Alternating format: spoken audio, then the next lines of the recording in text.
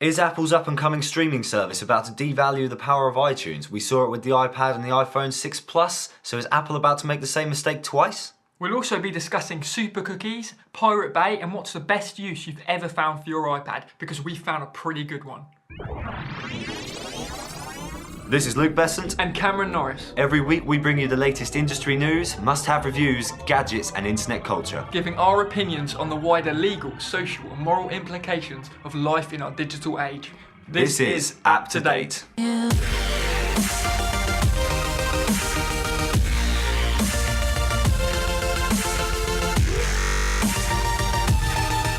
It's Monday the 9th of February 2015 and it's episode 25 of the App to Date podcast. In this week's show we'll be covering our must-have apps of the week, answering your questions on just exactly what are super cookies, because they're anything but sweet, and sharing our opinions on how apps and a globally connected world are shaping the future of the music industry. Not forgetting a few sneaky tips and tricks to keep you busy. But first, here's the industry news.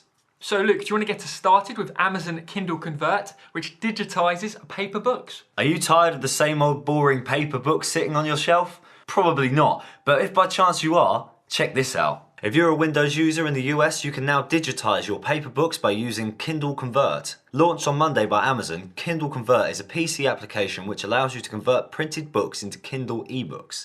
You can acquire yourself a copy from $19 to $49, depending on which version you'd like, on Windows 7 and Windows 8. In order to take advantage of the conversion tool, users will have to have a scanner that can create JPEG, TIFF, PDF up to 300 to 600 dpi in 42-bit color depth or 8-bit grayscale or black and white. So Luke, isn't this just scanning software or is there more to it? Well, originally when I started reading about it, I thought to myself, as I'm sure a lot of the listeners are thinking, this is just scanning software, isn't it?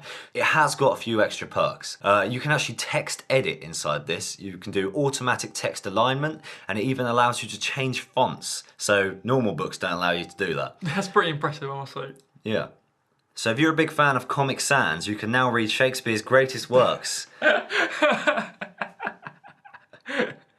It also has the capability to preserve the original text and images used in the book, and an even cooler feature than that is that the book will be sent to Amazon Cloud Drive, making it compatible with WhisperSync, and you can pick up where you left off across all devices. You can also have all the other benefits of a Kindle, such as annotations, dictionary lookups, which makes it ultra confusing if you just scan in the dictionary, and highlights. But let's have a look at what Google have got for us this week. So this week, Google Earth Pro paid subscription is becoming free. That's right, Luke. This week, Google have made the virtual globe software Google Earth Pro free.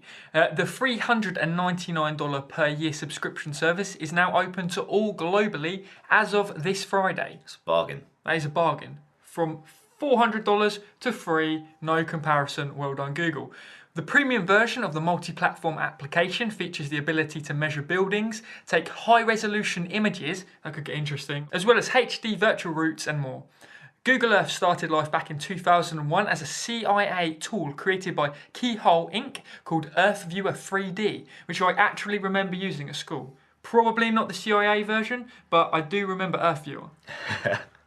It's incredible that Google have actually managed to index the planet now. And this software has essentially led to every map we use on a day-to-day basis, including Google Earth, Google Street View, Google Maps. Every map embedded on the website these days is almost guaranteed to be a Google map, and a huge amount of people are still using Google Maps as sat-navs on their phones.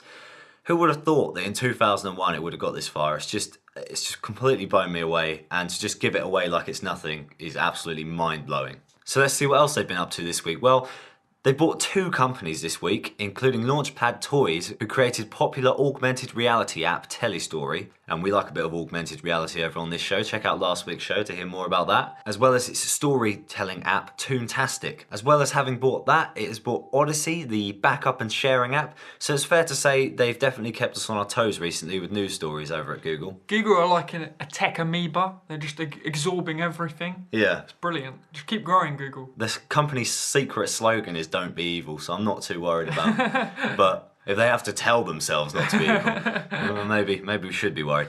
One of the things they denied working on this week is a ride-sharing app similar to Uber. Bloomberg Business tweeted, "Exclusive, Google and Uber going to war over taxis," followed by a link to an explainer article which Google replied to saying, we think you'll find that Uber and Lyft work quite well. We use them all the time. So it's a bit of a weird standpoint for Google to be backing up its competitors, but maybe it's not going into that business. Although it seems like a denial, like we said before, I would love to see a fleet of self-driving cars summoned by apps, as responsive taxi drivers.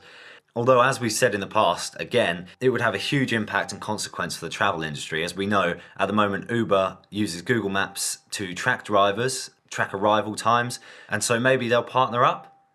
Although, as it stands, Uber is valued at a whopping 4 Snapchats, which to non-regular listeners is about $40 billion. Like we said before, Uber is so controversial, we have started completely skipping some of the stories because there's just constantly thousands of articles out there, and where do you really start on it? Where do you start? It's just constant, isn't it? And where do you stop? Yeah, where do you stop? That was our line. Uber are like this kind of hydra of the tech industry. You chop one head off, another one grows back. Yeah. They ruin their ugly faces everywhere.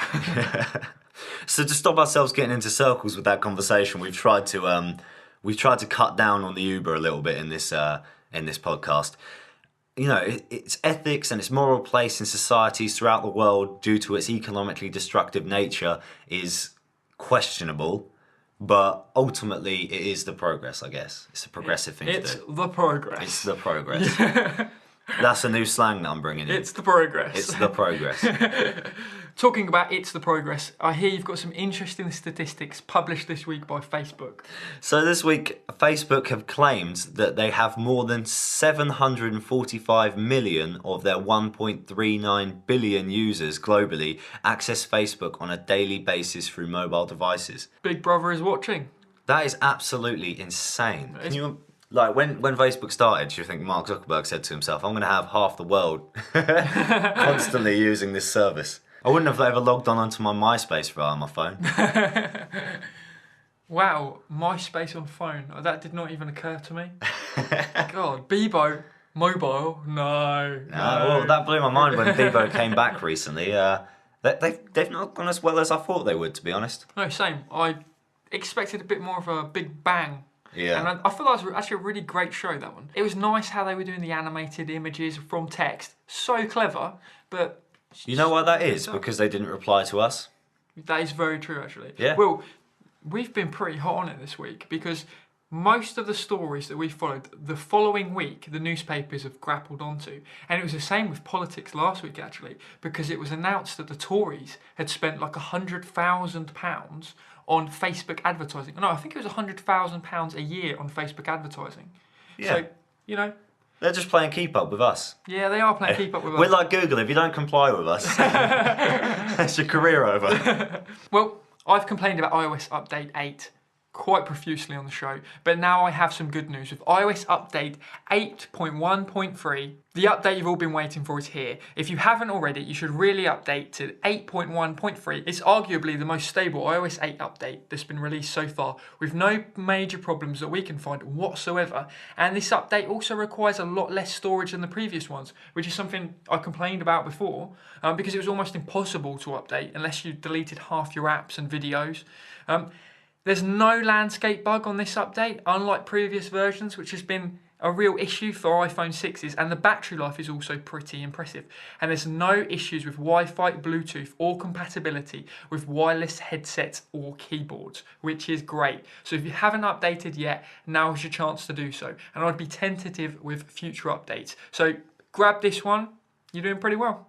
Doing pretty well. Then you can unlock all the manual camera features as well, which is really the only reason why I updated. Yeah.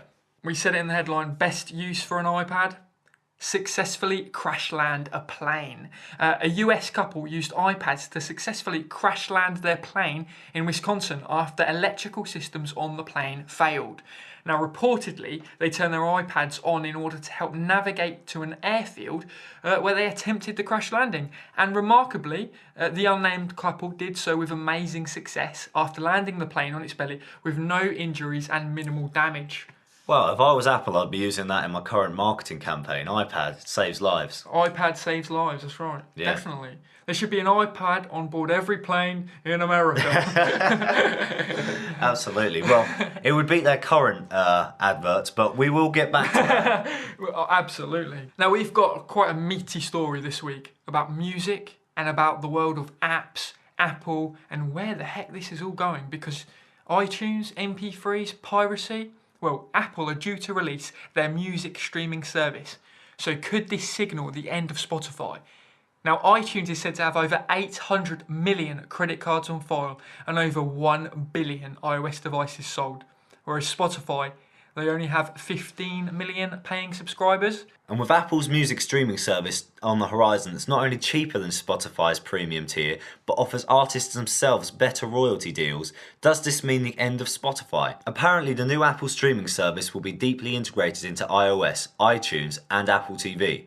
And it will be available on Android, which will be the first ever Android app made entirely in-house at Apple. And not just this, but Apple have a secret weapon to help push the service in the form of Jimmy Giovine. And I am pronouncing it correctly. The Italian pronunciation for Giovine, which is spelt with an I, is Giovine. Alright.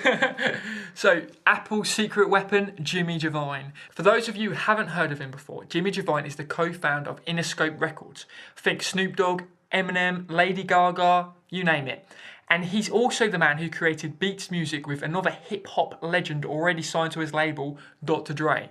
So he's pretty up there, Jimmy Giovine then went on to sell Beats to Apple for $3 billion. But now that he's been bought by Apple as their in-house secret weapon to help the company imagine a future, and in the words of Jimmy himself, make a service that is compelling as the music. And did you know, ladies and gentlemen, that he actually co-produced Eminem's film 8 Mile? This guy's multi-talented, and now apparently he started Beats after Dr. Dre spoke to him about offers to do their own brand of sneakers, or trainers as we call them over here in the UK, and Jimmy, more frustrated by the lack of quality headphones to go with the iPod, rather than the lack of quality footwear, famously said, "Screw sneakers, let's do speakers." And thus, Beats was born. exactly. Shortly after that, they started the headphone line Beats by Dr. Dre, which soon expanded into a successful music streaming business and brings us back full circle to Apple present day, preparing to launch their own streaming service with the help of the all-powerful Jimmy Giovine. Because if he's done it once, I'm sure he can do it again, right? He's done it with Beats, now he's going to do it with Apple. Now I can actually see Apple using this music industry legend to convince artists to sign up to exclusive streaming deals with major artists like Taylor Swift, Coldplay, whoever. And he's clearly influential enough to be a huge asset in regards to negotiating deals with artists. And I actually get the feeling that Jimmy is more in control of this than Apple. It's almost like he has some ultimate end game planned out 1,000 moves in advance. So Maybe he's going to be the next CEO of Apple. That's it. That's a prediction. Jimmy Giovine, Apple CEO. I think he'd do a little bit better than 2025, keep your eye out. Keep your eye peeled. We should put some money on that. I wonder what the odds would be. Terrible. Well, apparently Jimmy himself convinced Apple that they had to buy Beats, which he admits took him 2 years to achieve. And now Apple are using his expertise in music marketing to be more aggressive, to be smarter, more strategic, and more authentically aligned with the cultural nuances of today's tech-driven generation. And this gets even more interesting that we've discovered that Apple are reportedly in talks to ditch TBWA Media Arts Lab, which is their current ads partner, in favour of a new agency, with some saying that they're going to be using Jimmy. So maybe this was Jimmy's endgame after all. He's pulling the marketing rug from Media Arts Lab's feet and he's diving in there to be the next Apple marketing guy. And I've taken a look at the latest Apple TV ads by TBWA. And Luke, I'd like to know what you think because, heck, I know what I think. Well, let's move on into The opinion section. So, what do you think of the latest Apple adverts then, Cameron? Disgusting. That's So the word. let's break them down. There's 3 main ones out at the moment, isn't there? There's the new iPad one, which is iPad Make Music with iPad. And then we have the Apple Store About the Artists ad and the iPad Air 2 Changes in the air. Changes in the air. Yeah. So I would say that Changes in the Air is probably the best advert they've got out at the moment. It's quite a beautiful looking advert and it does get to the point more than these other two because I really do think that iPad Make Music with iPad is just a terrible advert and I don't know what market they were going for with it. It's ridiculous. I have no idea what's going on screen.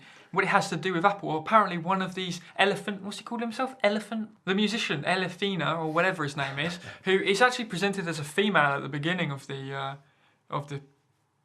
commercial. No, seriously, it's so confusing. I'm actually struggling to describe what happens. But essentially, there's a young lady playing around on her iPad who then ends up at a gig with this famous musician who is waving an iPad around. Yeah, she's becoming a famous musician by writing on her iPad, which you could write on a piece of paper, really. And then she ends up performing an entire stage set on an iPad in front of crowds of thousands. No, she's not even on an iPad. Her iPad disappears. Oh, right, okay. Yeah, it's just Elephant Man, who's this new guy who's kind of introduced, who has no kind of relevance to me whatsoever. But I like that you can't even remember the name. no, it was It's not even an advert for him. the advert was that bad. So I mean, I think the only change that's going to be in the air is Apple's advertising team. Definitely. Oh, Jimmy seems to be poised to take control here. And I mean, you know a lot about the music industry. Do you think he's going to have a big impact on Apple's marketing? Well, he's certainly a keen businessman. You could certainly say that about him. And Apple have been so grossly entied with the music industry in the last 10, 20 years now that this could be a major opportunity for them to make a serious break against these powers that have only just come up, such as Spotify and Deezer. Although, again, minuscule in comparison to Apple, I think they'll just crush them overnight. Crush them overnight, yeah. Absolutely. Yeah. Well, it's good to have a music industry expert on the show. So I've got a second question for you here, Luke. Do you think that the release of an Apple streaming service would devalue your collection, for example, of carefully curated MP3s that you've bought through iTunes over the years? Let me just start off by saying that I think that MP3s are a complete irrelevance. When I say that, I don't mean that from a financial point of view to the record industry, but I mean that from an industrial and a consumer standpoint as a whole.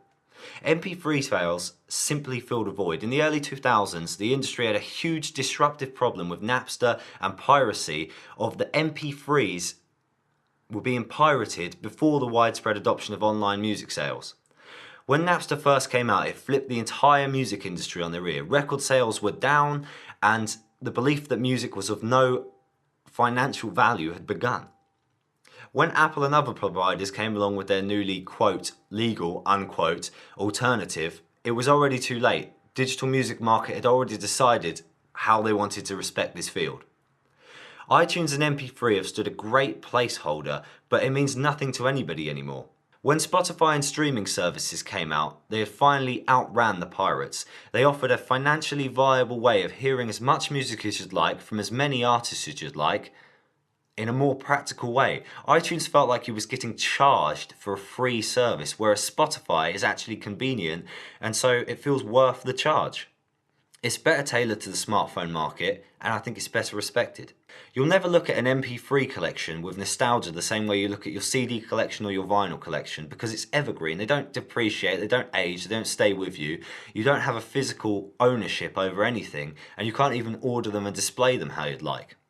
I think in 10 years' time, collectors and enthusiasts will collect CDs and other physical formats, and the average customers will either purchase a small physical copy in some way, or they will be listening via streaming services. I don't think that MP3 sales have more than a few years left to live. So to answer your question, I don't think that anybody will be upset that MP3s seem like they're valueless, because in the eyes of the consumer, I think they were valueless in the first place. I don't think people consider songs of a value within themselves. They consider a service, an experience, or physical ownership as something with value. And ultimately, I feel like the major players in this market have already adapted to that fact. And MP3 sales for most artists is kind of a secondary income. Anyway, I'll stop ranting there because I could go on for hours about this, but you know, it's what I studied all the way through college when it was first happening, and you know, I've got a lot to say on the subject. But ultimately, I think that MP3s are considered valueless by the consumer. I don't necessarily consider them valueless, but I think that people consider owning a file on a computer that you don't really physically own. It is not a service, it's not an experience, it's just a thing. Yep, so in summary, essentially iTunes in its present form would have died off anyway to these streaming services, and they've got to adapt and provide, like you say, what people want. A service which is worth paying for to receive this music. Yeah, like Napster, when it first came out, nobody knew it was illegal, or it wasn't illegal actually, to download the MP3s like that. And so everybody just immediately considered MP3s as this free format where you could listen to any music you like. And then when they came across and said, oh, by the way, it's illegal, you can't do this anymore, and they started charging people for MP3s, in people's psyche it felt like they were getting charged for something that they knew was free. Yeah. I mean, MP3. Free is even in the name. I mean, come on. Who wouldn't get mistaken there? Yeah, sorry to rant about that there. No, well, you've heard it here, folks. That is someone from the music industry very passionately explaining exactly what is going on here. We have a listener question to follow up from that, don't we? Yeah, we do. So this week we got our first ever female write-in. Yeah. Susan from Twitter has asked, what is a super cookie? So I'm going to explain all now. A unique identifier header or super cookie is basically a snippet of code on steroids. It's used to gather information from internet users for targeted advertising. Just like Facebook do with the like system. However, cookies include information about the websites you visited, how long you've stayed on those sites, and all kinds of other information about your browsing activities. And a super cookie is even more invading of your privacy, as they're actually designed to be permanently stored on your devices and are very difficult to remove. They actually can't be deleted or even detected in the same way that regular cookies can, and that is difficult enough for many people. I mean, most people, they're not even quite sure what a cookie is. Now, American giants Verizon and AT&T have actually been criticised by privacy advocates for using this type of technology, and there are also concerns that this information could be used by hackers to track users' online activities and cause all kinds of havoc. I mean, it's very dangerous. However, it's not all doom and gloom, because cookies do actually make web browsing more convenient by saving users usernames, passwords, and other unique data all in one session to the next. But for me, personally, super cookies are a step too far, as they can even get around your privacy filters, so I can see the clear potential for hackers. So this is the part you've been waiting for. How on earth do I remove super cookies if I can't do so through my browser normally? Well, I have a free program that I've used in the past called Slim Cleaner. Now, I actually use Slim drivers to quickly update the drivers in my gaming PCs I build, and it works great. So I can really recommend this as a personal user. As I said, it's free, and the reason I like Slim Cleaner is the way it allows you to save cookies from trusted sites like your bank, which is always useful, while deleting everything else, including super cookies. So this is smart detection and deletion for free. We'll put a short tutorial on our new website for you to follow with a link to the free download, so be sure to check it out if you want to stay super cookie free. Now, I've been pretty busy last week building our new website. I've been coding and image editing and cropping and all kinds of things. We've got some... If you've ever wondered what we actually look like, yeah, you have the opportunity to see us on the About page of our new website. It ruins the magic, though. I don't. I think it adds to it. We look like heroes. Yeah? We're heroes. Yeah, Okay, yeah. There's a little blurb about each one of us. I like to think in most people's minds I'm like this super handsome, you know. Well, it's a pretty good picture of you. Oh, okay. Actually. Yeah. If I do say so. Okay, we'll see how it goes. It's pretty good. So you can go there. That is www.aptodatepodcasts.com. That's right. We got the .com. And speaking of the website, we have a tips and tricks section of the website, so you can do all kinds of interesting stuff with the internet and with your mobile devices. And this week, I have a really interesting little tip and trick. Access block content on the Pirate Bay. You can do so with Opera. So for whatever reason, you're trying to access the Pirate Bay, which is arguably now controlled by the FBI, but I'm not going to get into that. Well, you can't, because, okay, your ISP has blocked it. So you're trying to get on Pirate Bay, you can't, you're getting this is blocked by Virgin, whoever. Well, we have a handy trick to get around that, which doesn't involve setting up proxies. Now, I'm not even going to get into what proxies are and how to set them up, because for a lot of people it's too complicated. But this is really nice and easy. This is actually the simplest way of getting around ISP blocked websites. Okay, so the simplest way of doing this is to use Opera's turbo mode, which is intended to speed up your browsing, but it does so by rerouting all of your web pages through Opera's own speedy servers. And in effect, this creates a virtual private network, or VPN, and as we've discovered, this helps bypass the ISP blocking for some torrenting sites, including the Pirate Bay.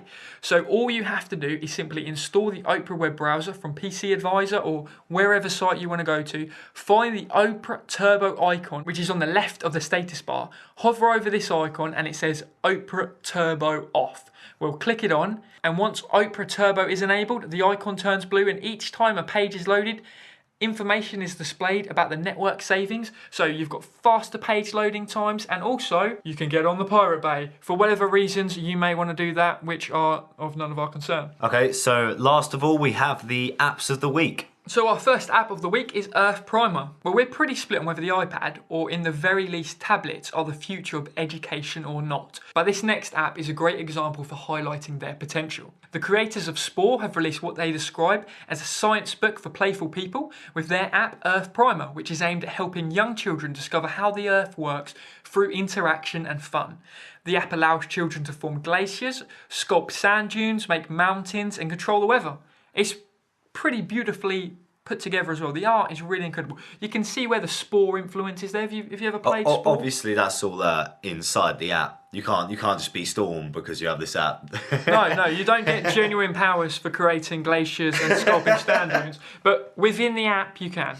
And as you progress through the app, you unlock new tools, pages, and even a sandbox mode where your kids can go wild with imagination and sculpt the planet to either glory or destruction, completely up to them. Really is a great little app, an excellent addition to the e-textbook market, and it has a pretty wicked soundtrack to go along with it too. So get this one for your kids this week because it is fantastic. And my second app of the week is Radiation Island. Now, I couldn't ignore Radiation Island when I saw the impressive artwork in the App Store featured section for the latest craft-focused survival horror game on iOS, focused on collecting and crafting, slaying and surviving. I mean, this game has it all. Heavily inspired by the Philadelphia experiment of 1943 and also the 3 Mile Island accident of 1979, where there was a partial nuclear meltdown on one of the 3 Mile Island nuclear reactors in Pennsylvania. Now, I bet not many of our global listeners outside the US would know that even happened. There was a partial nuclear meltdown on US soil. In the game, you're trapped on an island in an alternative reality and must do everything in your power to survive.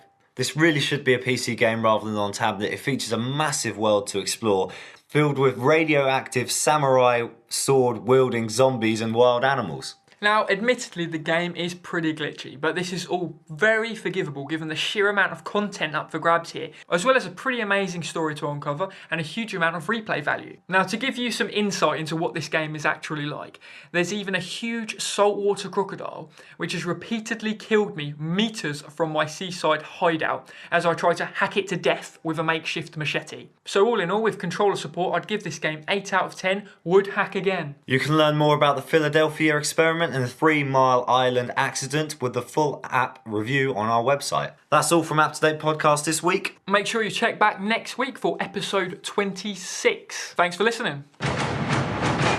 You've been listening to the Up to Date Podcast. Follow us on Twitter at iOSAppNews24. Find us on Facebook, the Up to Date Podcast, where you can catch up with the latest show notes, artwork and discussions and more. We also offer a free weekly email news summary which you can sign up for through the Facebook page. And if you're interested in sponsoring or a partnership with the show, make sure you visit our website www.3deal.co.uk for more information. Subscribe and we'll see you next week.